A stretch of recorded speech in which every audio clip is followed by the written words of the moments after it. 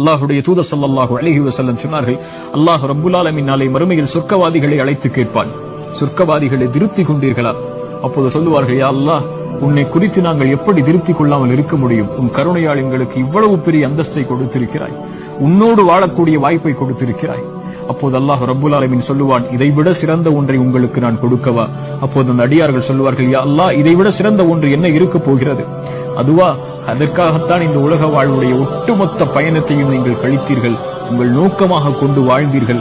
அந்த பொருத்தத்தை, என் பொருத்தத்தை உங்களுக்கு நான் ஹலாலாக்குகிறேன், இதற்கு மேல் நான் உங்கள் மீது கோபப்பட மாட்டேன் என்று சொல்லும் போது அந்த பயணத்துடைய இலக்கை முடித்த மகிழ்ச்சியில் அவர்கள் சொர்க்கவாதிகள் எல்லோரும் அல்லாஹ்வை புகழ்வார்கள்.